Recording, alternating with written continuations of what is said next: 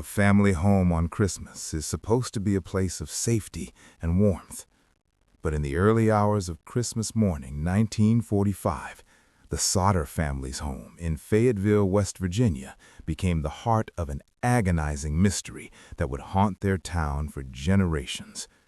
It's a story that begins with a fire, 5 missing children, and a trail of bizarre clues that seem to defy all logic. This is the story of a fire that never really went out, and a family that would spend the rest of their lives searching for answers in the smoke. On Christmas Day, 1945, a fire tore through the Sodder family home, destroying it in under an hour. George and Jenny Sodder, along with 4 of their 9 children at home, managed to escape the inferno, but 5 were seemingly left behind. When the smoke finally cleared, investigators couldn't find a single trace of them.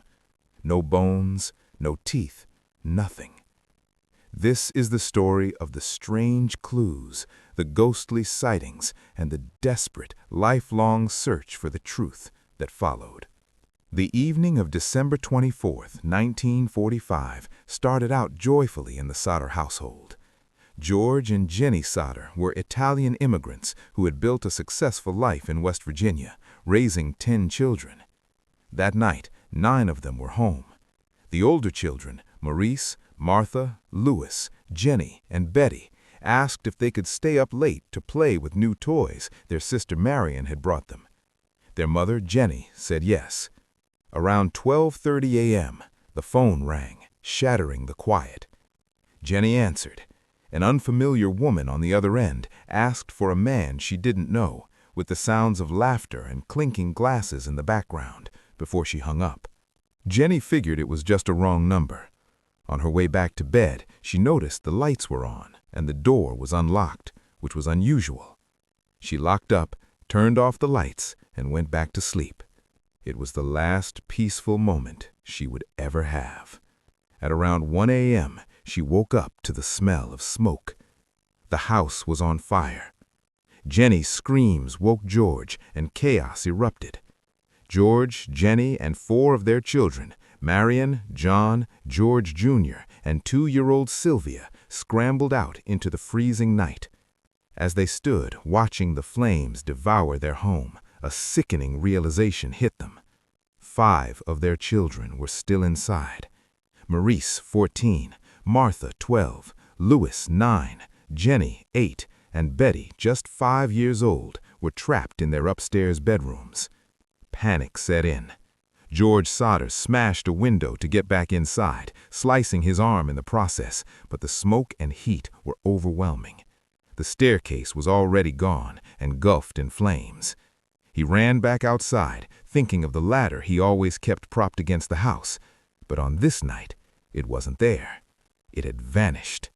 Frantic, George decided to use his 2 coal trucks, hoping to pull one up to the house and climb on top to reach the windows. He jumped into the first truck. It wouldn't start. He tried the second. Nothing. Both trucks, which had worked perfectly just the day before, were dead. Meanwhile, a neighbor saw the blaze and rushed to call the Fayetteville Fire Department, but the line was dead. Someone had to physically drive into town to find the fire chief, F.J. Morris. By the time the fire department finally showed up at 8 a.m., 7 hours after the fire had started, it was too late. The Sodder family home had been reduced to a smoldering pile of ash in a dirt-filled basement. On Christmas morning, the Sodders waited for the grim recovery of their children's bodies, but as the firefighters sifted through the ash, they found nothing. No bones, no skulls, no teeth. The fire chief told the grieving parents that the blaze must have been hot enough to completely cremate the bodies. Just days later, death certificates were issued, citing fire or suffocation as the cause. For the state of West Virginia, the case was closed. But for Jenny Sodder, none of it made sense.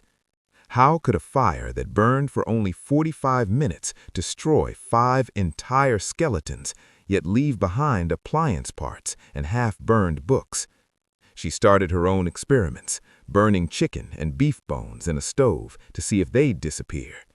No matter how hot or long the fire, the bones always remained. A crematorium employee confirmed her suspicions. It takes a 2,000-degree furnace over 2 hours to fully reduce bone to ash, and the house fire wasn't nearly that hot or long. Years later, in 1949, the family sponsored their own excavation of the site and found a few bone fragments, identified as human vertebrae. However, a report from the Smithsonian stated the bones showed no signs of being exposed to fire and were likely from the dirt George had used to fill the basement for his memorial garden. For the Sodders, this solidified a chilling belief.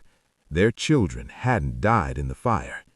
But if they weren't in the ashes, where were they?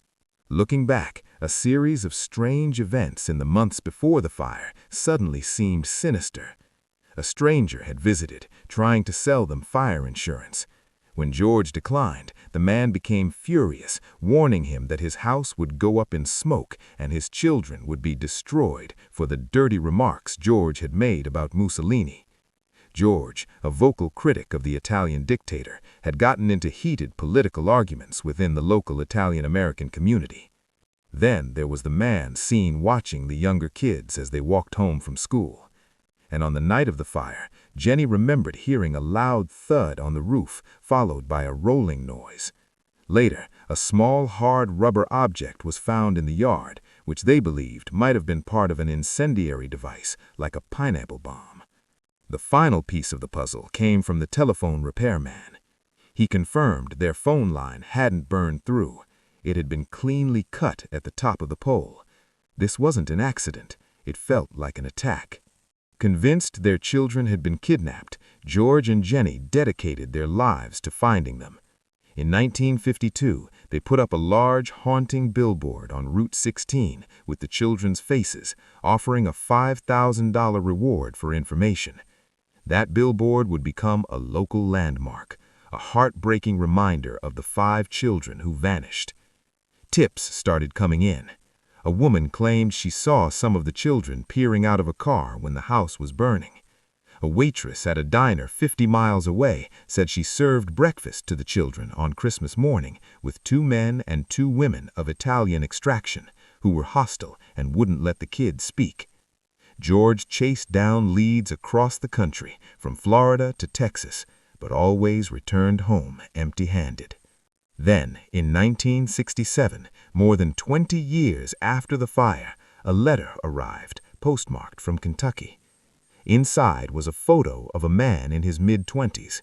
He had the same dark, curly hair and deep-set eyes as their son, Louis. The resemblance was uncanny.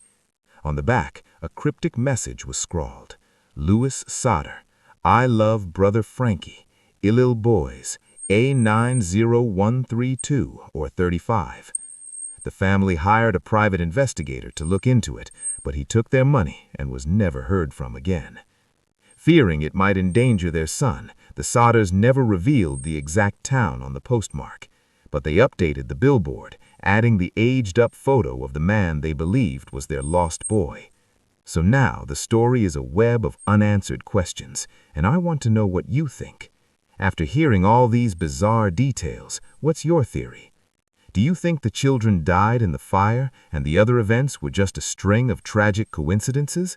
Or do you believe they were kidnapped as part of a much larger plot? Let me know your theory down in the comments.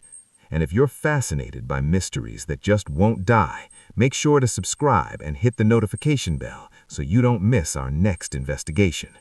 For over 75 years, 3 main theories have swirled around this case. First, the one the family clung to, arson and kidnapping.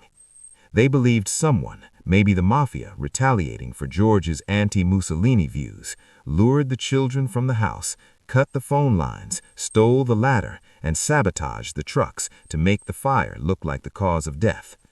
In this version, the children were taken, perhaps even to Italy, and were either too scared or too controlled to ever make contact. Second is the official story, an accidental fire. Proponents argue the blaze could have been hot enough to destroy the bodies, especially given how cursory the initial search was.